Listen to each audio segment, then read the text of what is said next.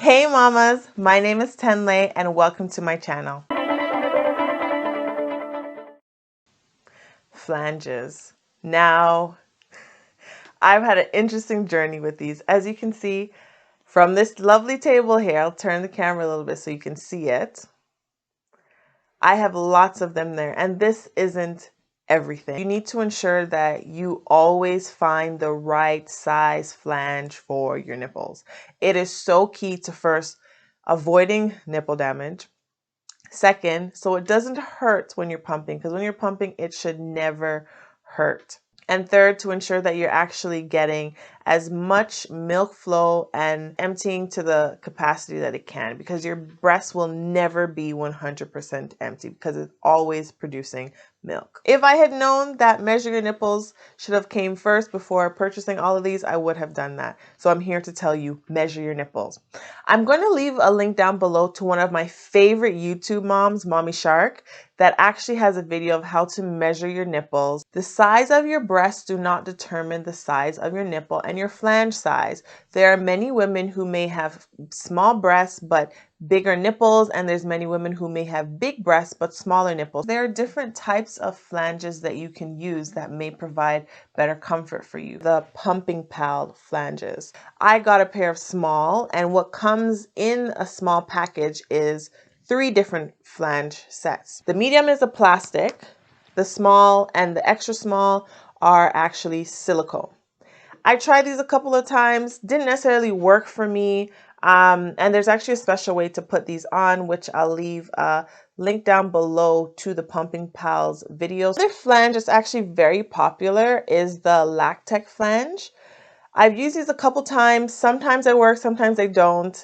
I don't know what's wrong with me, but I would love to be able to actually use these because I can see the benefit of them. They have this little indent. I don't know if you could see that. This little indent on the side of the flange is supposed to mimic the tongue of the baby when the baby's sucking on your nipple, and that will help to produce a lot more milk. These two were actually ordered from the States because I don't believe they sell them in Canada, but I believe both of those I ordered from their direct website and they mailed to Canada. Sometimes they don't always come in your size.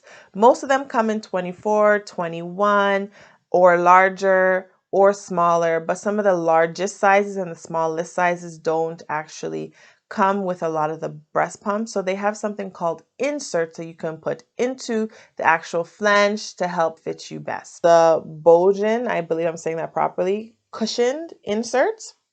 So it's sticky.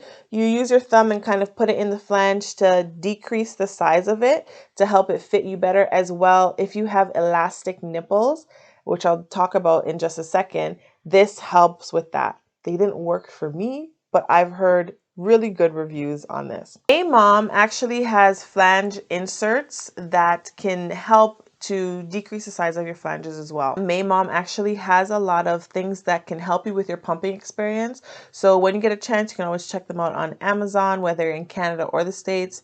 And I'm sure that they'll have something to help you if you're struggling with pumping, whether it's your flange or connectors or a whole bunch of other things. So Amita is actually the brand of pump that the hospitals in Canada use. I don't know if all of them use it, but I know McMaster Hospital uses it.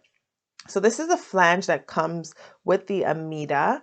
Amita Maya Joy, as well as the Amita pump that they actually have at the hospital. And they are typically 25 millimeters. Now, this is way too big for me. And what I found on Amazon is they have inserts. So these are the inserts that go into this flange, and you kind of just put it in, push it in.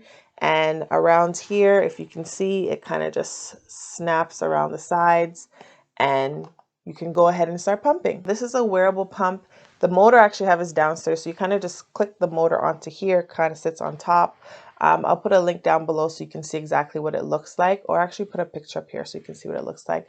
But this is a wearable pump. You can see here's a flange. I believe this is also, oh, this is a 24. So the inserts I was talking about for the Maya Mom, I think it's called May Mom.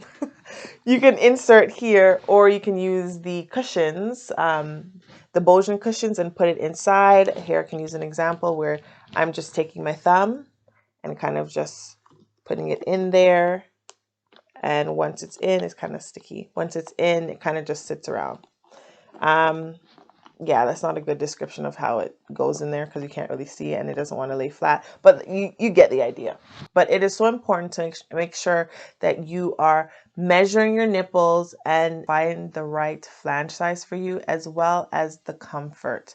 So sometimes you may have to go up a size if it's not as comfortable, but one of the biggest tips that I have found when pumping is coconut oil.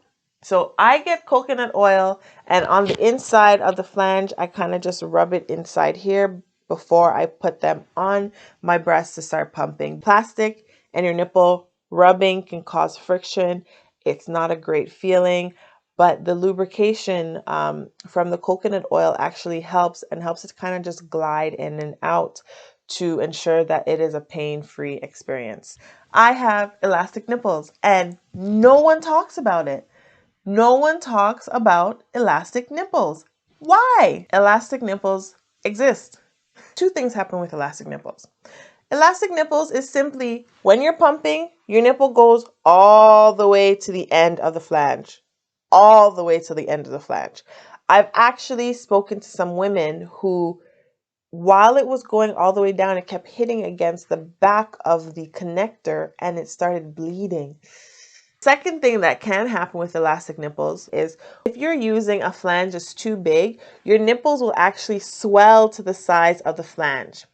And if it is too small, then you can just imagine it's going to rub. There are actually inserts like the Maya or May Mom. I don't know why I keep saying Maya, but the May Mom that's supposed to help with elastic nipples. These cushions that I was talking about earlier are supposed to help with elastic nipples as well. And Pumping Pals and the Lactec flanges are actually also supposed to help you with elastic nipples.